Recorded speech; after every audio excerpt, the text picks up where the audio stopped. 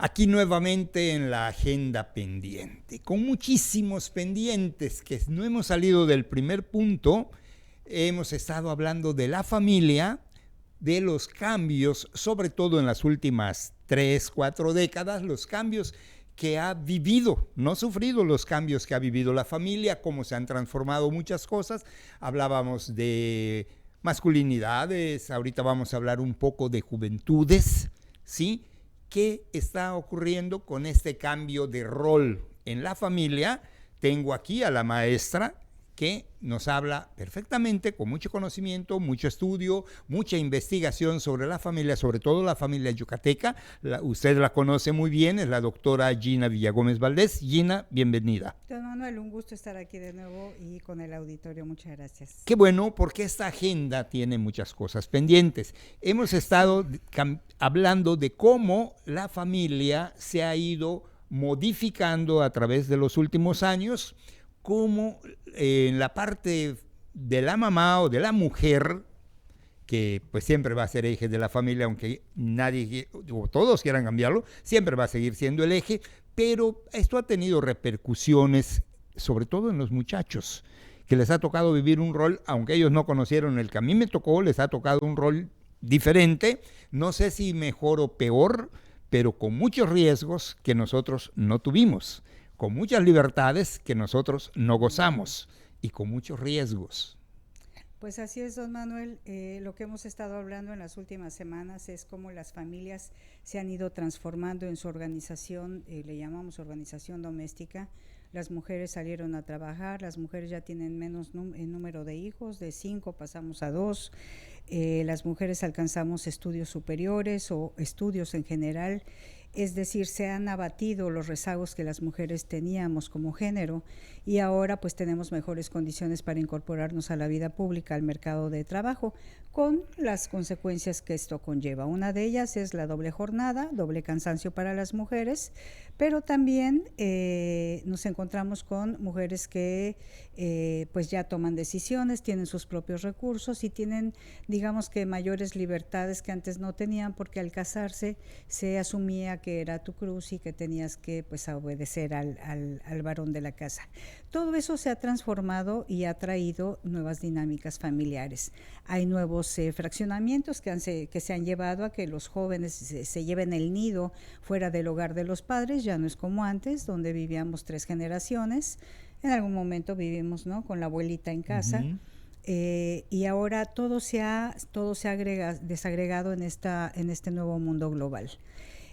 Hablábamos que ha habido cambios con los hombres, tienen nuevos retos, tienen nuevas cosas que les aquejan, ha habido precarización del empleo, ha habido frustración por no ser el proveedor principal, ha habido un desajuste con el modelo cultural de las mujeres, donde ahora las mujeres ya no obedecen como aprendimos a verlo con las abuelas o las mamás, sino que toman decisiones, y eso nos ha traído consecuencias negativas como disolución conyugal, etcétera. Hoy podríamos abordar la preocupación que más nos mueve, don Manuel, y que tiene que ver con las juventudes.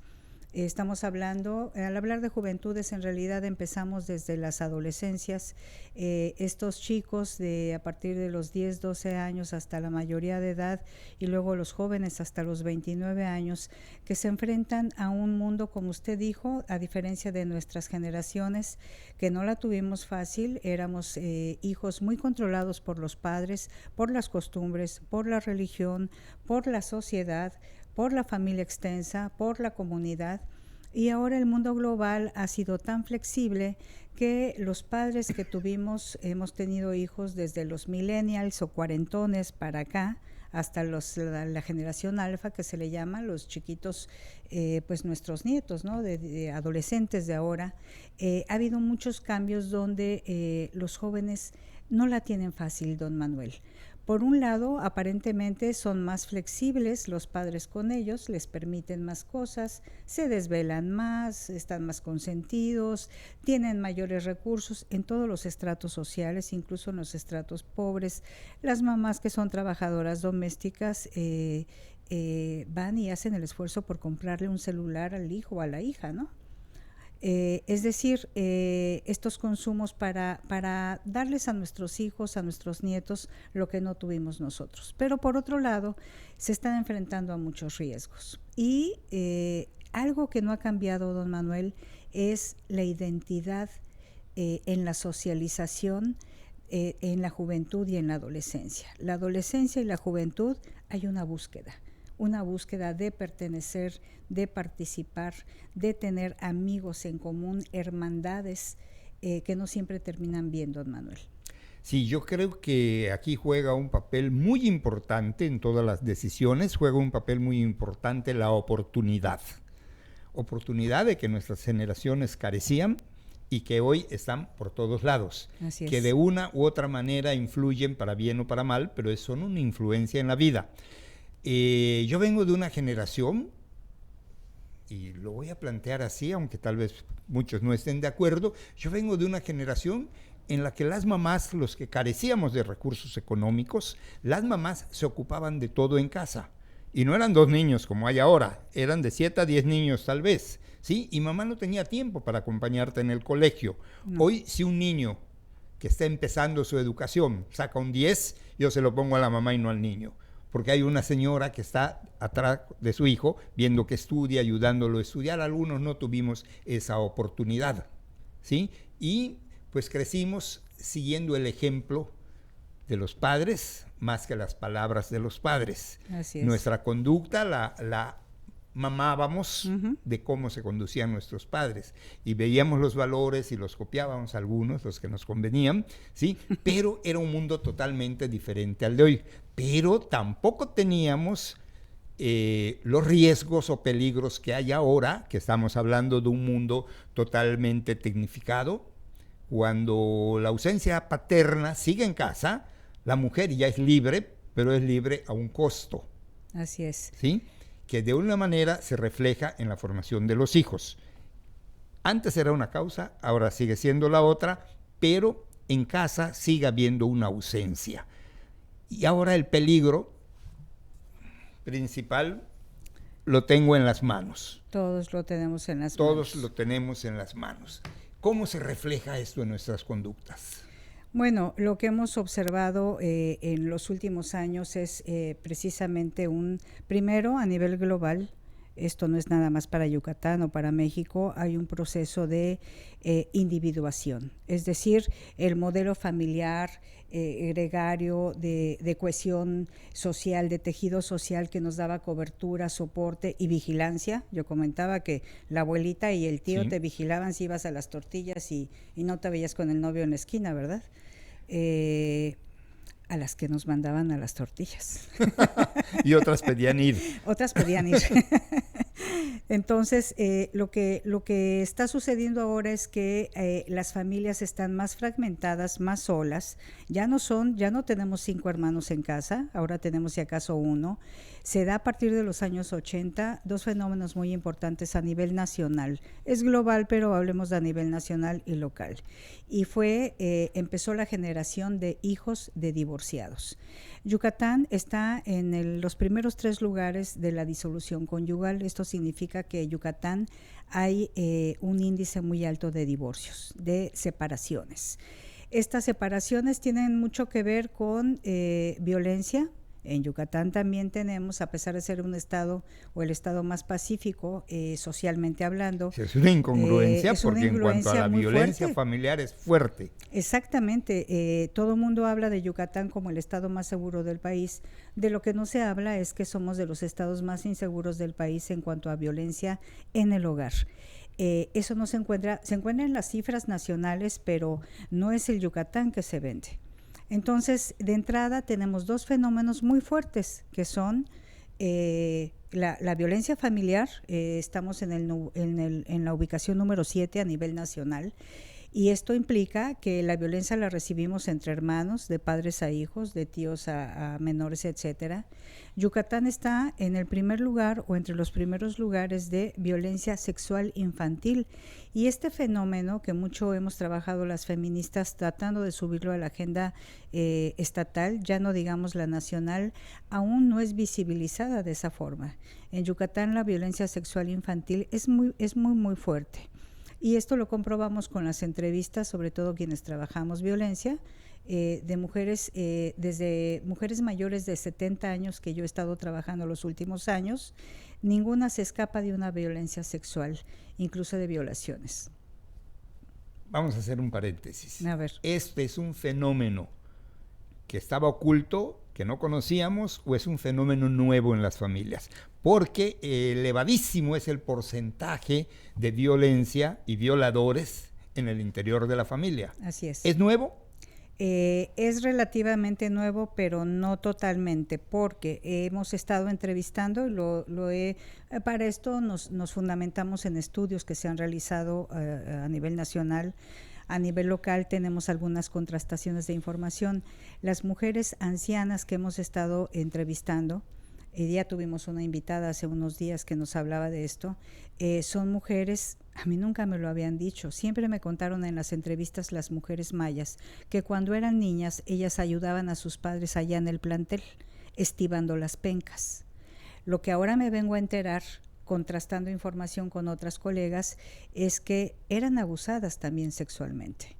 Entonces nos encontramos al hacer entrevistas con mujeres mayores de 70 años en mi caso, don Manuel, el 80% de las entrevistadas tuvieron un abuso sexual desde la niñez. Entonces no es un fenómeno nuevo, pero se ha multiplicado. Por eso no actuaba la gente contra algo que no me entra en mi cabecita, por más que yo lo intente, que era el derecho de pernada. Bueno, de ahí viene todo, el derecho de pernada, para quienes no sepan el concepto, el término, era desde las épocas feudales en la Europa antigua, y después esto se trae a México con todos los encomenderos, desde la conquista, los encomenderos, y después con los empresarios enequeneros. Existía el derecho de pernada, que es el derecho del pater familias, el dueño de la hacienda, de pasar la primera noche con la esposa, con la novia virgen, que se casaba al día siguiente, que era parte de sus empleados dentro de la hacienda. Esto es un fenómeno histórico, el derecho de pernada, pero toda esta violencia doméstica en todo el país, yo tuve un desencuentro muy desagradable cuando en pandemia todas estábamos despiertas en la madrugada, comentando, se nos alteró todo, y hubieron grupos feministas y se hizo un gran movimiento que se llamó Yo sí te creo, el movimiento Yo sí te creo. A partir del movimiento Yo sí te creo, se hicieron grupos cerrados de mujeres que empezaron a contar sus historias de violencia. Ay, don Manuel, no había una historia que no tuviera el abuso de un abuelo, de un tío, de un hermano, y que por primera vez lo sacaban, mujeres de todas las generaciones. Historias muy fuertes que logré capturar y guardar, y por respeto a que eran grupos cerrados, no lo hice público. Ya pasaron años, lo redacté para hacerlo anónimo, rescatando las historias, y me sorprendió la cantidad de violencia sexual callada de toda la vida. Te interrumpo, es que siempre me he hecho esta pregunta cuando se trata del tema. ¿Por qué? Pues bueno, son muchos factores. Por ejemplo, uno pensaría que la violencia sexual tiene que ver con la pobreza. Falso. La violencia, de todas las violencias, atraviesan todas las clases sociales. Vamos a encontrar agresores sexuales en los clubes más exclusivos, y también con abuelos y con padres en estratos sociales altos. Que el alcohol es el origen de la violencia sexual también es falso. No es el alcohol, es la cultura de género. O sea, la violencia sexual hacia las mujeres siempre ha existido y siempre estuvo callada y siempre fue invisibilizada y negada por las propias víctimas. Todas las mujeres en el país, las cifras reportan el 70%. Todas las mujeres en el país hemos tenido, 7 de cada 10 mujeres hemos tenido una violencia de cualquier tipo, no solamente sexual o no exclusivamente sexual, desde la niñez, que siempre se callaron. Ahora se han multiplicado. ¿Por qué? Porque los padres ya no están al 100% en casa. ¿Por qué? Porque hay riesgos a través de las redes sociales y hay consumos culturales que reafirman este modelo de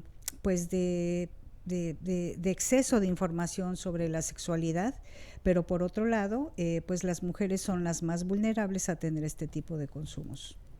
¿Cuánto influye para el silencio? ¿Cuánto influye la madre o cuánto influye el padre? No es ni la madre ni el padre, es el miedo, es la cultura. El origen de todo esto no es el alcohol, no son las drogas, esos son detonantes. O sea, para el silencio. Para el silencio influyen, ¿qué influye en la madre o el padre? Es la cultura. Calladita te ves más bonita. ¿Por qué? Porque cuando las mujeres hablaron para decir mi abuelo me tocó allí abajo, las mamás terminaban hasta golpeando a las niñas diciendo, ¿cómo te atreves a decir eso de tu abuelito? O de tu tío, o de tu hermano mayor, o de tu primo, incluso del vecino. Las mujeres terminaban, yo tengo muchas historias de estas en las entrevistas que he hecho sobre violencia, donde una chica una vez me dijo, y salí con el galán y me llevó allá por Cordemex y me metió a un terreno y yo dije, espérate, yo no quiero estar aquí, y empecé a tener miedo y entonces, además el lenguaje, me aventó encima del coche, del cofre, y me hizo suya en ese lugar, o sea, hasta el lenguaje, ¿no? Había que cuidarlo. Regresé toda con mi ropa rota, ensangrentada por la violación. Pedí ayuda a la entrada del lugar donde habíamos estado, no me hicieron caso y llegué ensangrentada a mi casa y lo primero que hicieron mis padres fue caerme a golpes, ¿no? Culpándome de lo que me había pasado. Entonces, muchas de estas historias las mujeres sabían que no les iban a creer.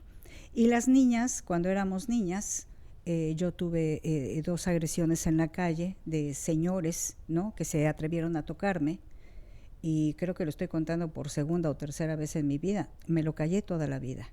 Uno era un vecino y otro era un señor de la calle, un señor mayor, que yo regresaba de la escuela y me había tocado al pasar cerca de él. Y uno se calla eso por miedo. Y porque niñas... Porque te echaban la culpa los papás. Finalmente o no te creían o te echaban la culpa, porque si no los padres iban a tener que enfrentar un problema familiar más fuerte. ¿Cómo se iba a aceptar en familia que el abuelo es un agresor sexual?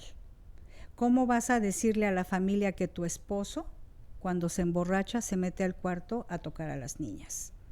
Es decir, esta cultura de género es el problema fundamental, y los detonantes son los alcoholes y las drogas. Pero finalmente el mayor aliado de estas agresiones era y sigue siendo el silencio.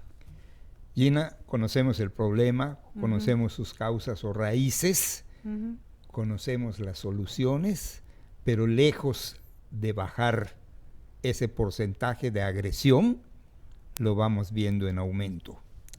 ¿Qué estamos dejando de hacer para que esto ocurra? Lamentablemente van en aumento, y esto lo podemos ver porque las violencias se han multiplicado. Ahora resulta que tenemos violencia vicaria que antes no existía. ¿Cuál es la violencia vicaria? Que los papás utilizan a los hijos, se los llevan para agredir a las mujeres, ¿no? Se los llevan cuando están en proceso de separación. Tenemos las violencias digitales, donde funan, como se dice ahora, a las mujeres, o publican, como hace unos días, publican fotos inadecuadas que les sacan a las chicas, o las chicas comparten en una relación con el novio y al rato se están haciendo públicas. Es decir, se están complicando las violencias. Y a esto se le agrega otra violencia, que es la llamada violencia institucional, que es cuando, siendo víctima de violencia, no tengo justicia.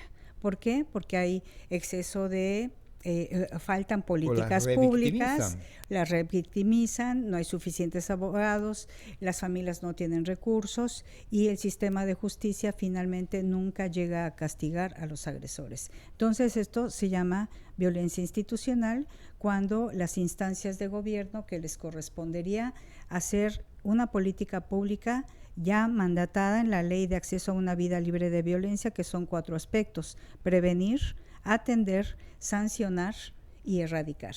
La prevención se dice sola, ¿no? Hay que enseñar a las nuevas generaciones, a partir de las escuelas y en las familias, a enseñar a los niños de que no te deben tocar, debes decírselo a quien más confianza le tengas. Esto no es nuevo, en la década de los 70 usted se acordará que cuéntaselo a quien más confianza le tengas. Bueno, eso no se ha vuelto a repetir, don Manuel. Eso se hizo en la década de los 70 y no hemos vuelto a tener una campaña masiva como La Familia Pequeña Vive Mejor o Cuéntaselo a quien más confianza le tengas.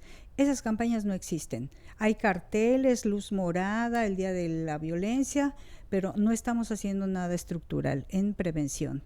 En atención, para colmo de males, con mandato federal actualmente, a partir del último gobierno federal, se dejó de dar atención a las mujeres, atención jurídica, que es un acompañamiento para que las mujeres soliciten sus divorcios, pensión de alimentos, violencia familiar, hasta feminicidio.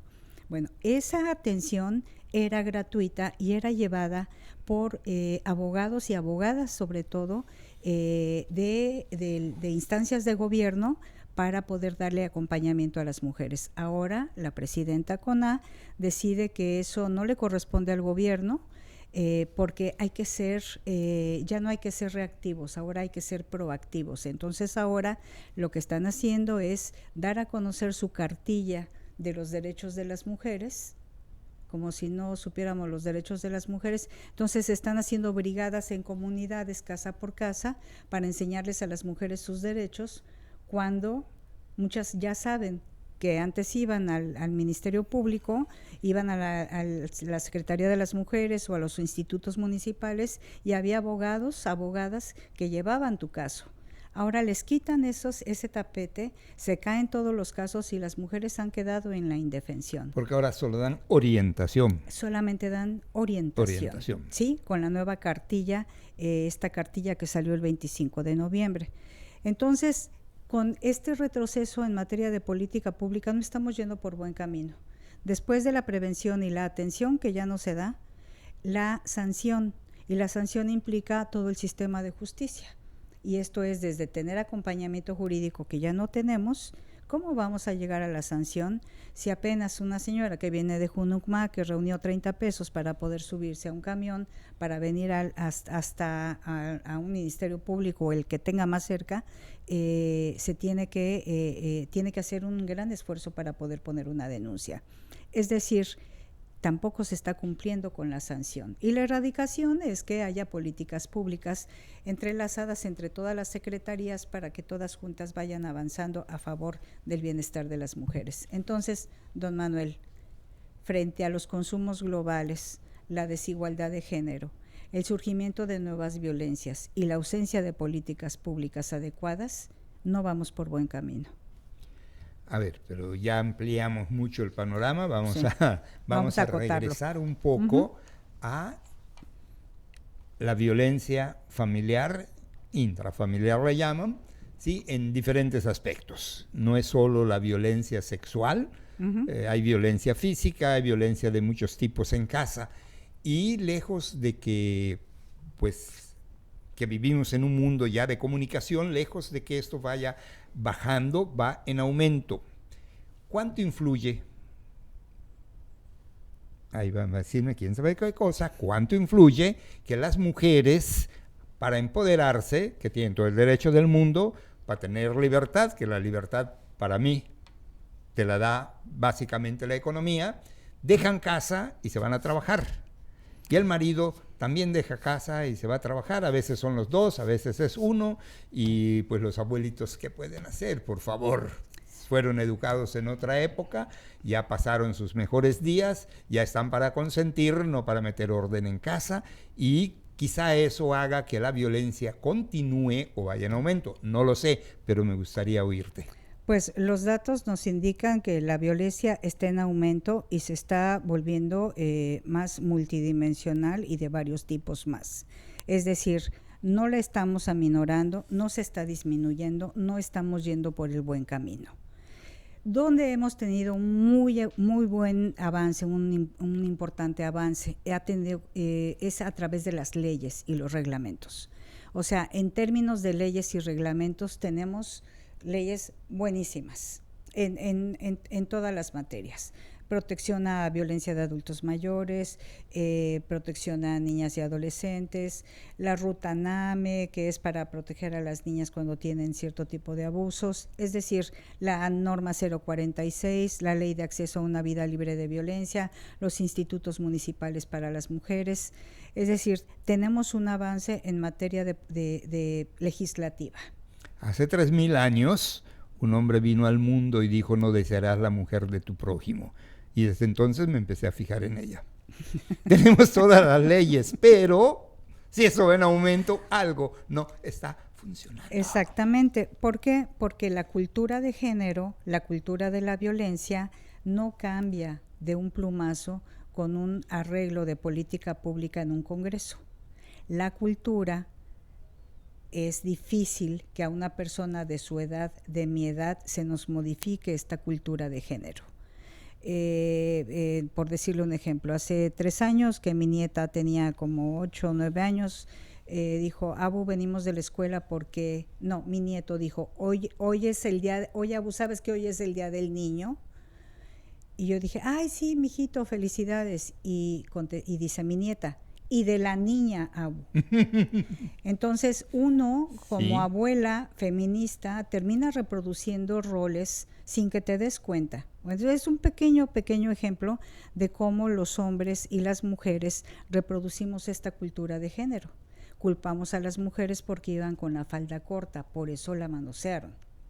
Culpamos a las mujeres de que sus hijos están en drogas porque ellas dejaron de atenderlos por salir a trabajar. ¿Sí? O sea, siempre buscamos culpables, y las mujeres que tradicionalmente eran las encargadas de la educación de los hijos, pues se les carga más. Usted en algún momento, hace 2 programas, ya no se lo dije en público, pero dijo: bueno, es que la mujer es la encargada de educar a los hijos. ¿Era la encargada? Así es. Era la encargada. No nos ocupábamos, ahora, al menos en mi generación, o yo, no puedo hablar por los demás, ¿sí? Pero yo estaba seguro de que mi mujer tenía la suficiente capacidad y lo hizo para educar a los niños. Y con el pretexto de que era por mis hijos, sí, claro, trabajaba yo 12 horas diarias, claro, y nunca jalé una piñata. Para empezar, no era su mujer. ¿Y qué? ¿Mi esposa? Mi compañera, mi esposa. No, tampoco me cambies el lenguaje. Sabemos que sí era mi mujer, mi esposa, mi compañera. Mi mujer, y la mamá de mis hijos. No, pues desde el lenguaje, ahí está, ¿no? Nadie dice, son vaciladas. Nadie dice el efecto era hombre. Real. No, pues bueno, sí, pero porque los lenguajes. Nosotros tenemos una. Los lenguajes son los que reproducen la cultura. Entonces, calladita te ves más bonita.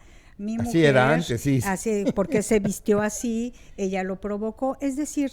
No, pero los hombres sabíamos, porque así nos educaron las mujeres. A mí me educó una mujer y me dijo... Todos educan. Aunque el papá no estuviera haciendo las tareas con usted, educaba con el ejemplo. Nomás te estoy provocando porque tú también. Pero en nuestra generación, por A o por B, las mujeres se encargaban de la educación. No estoy diciendo si estaba bien o estaba mal. Era un hecho real y nosotros así lo creíamos.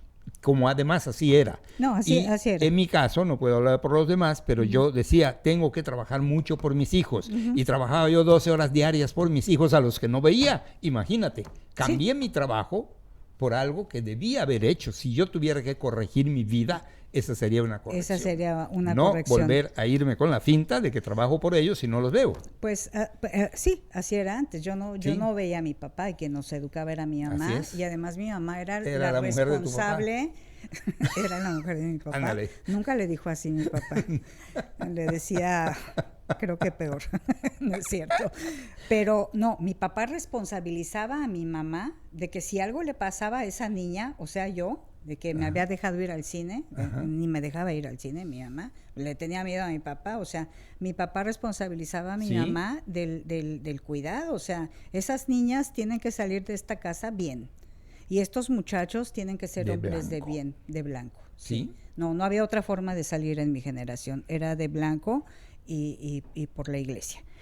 Es el tipo de cosas que han ido modificándose, pero esas culturas es lo que va todavía rezagando las transformaciones y se incrementan pues por la tecnología, los nuevos consumos culturales, la apertura tan abierta, tan flexible del consumo de sexualidad a través del internet, pues potencia también todas estos comportamientos. Es decir, nos enfrentamos a un mundo global con una serie de nuevos consumos culturales que han potenciado diferentes formas de violencia, donde no se puede culpar a alguien en particular porque es un problema sistémico, donde la cultura, las tradiciones, las canciones, hace poco escuchaba canciones de mi época, de la época de José José, y cuando escuché una canción en particular yo dije, Dios mío, o sea, algo así como, hazme lo que quieras, pero no me dejes, ¿no? Sí, de una mujer, la cantaba Dulce,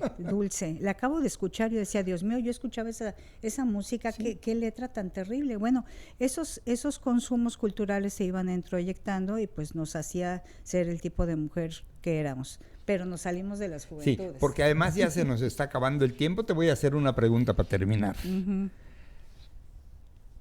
Ha pasado el tiempo, está pasando el tiempo, se están dando cambios muy positivos en el mundo que nos toca vivir si hablamos de la relación hombre-mujer, del empoderamiento, de la igualdad, equidad, etcétera, etcétera, y ha habido cambios positivos, pero los problemas básicos en una casa continúan. La disolución matrimonial va en aumento en lugar de que disminuya, no sé si eso es bueno o es malo, pero es una realidad.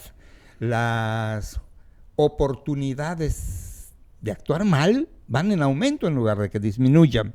Las facilidades de hacerlo van en aumento en lugar de que disminuyan, y los resultados tú y yo los conocemos, y un día vamos a hablar más directo de lo que estamos viviendo en la comunidad de Espita, que me imagino que será igual.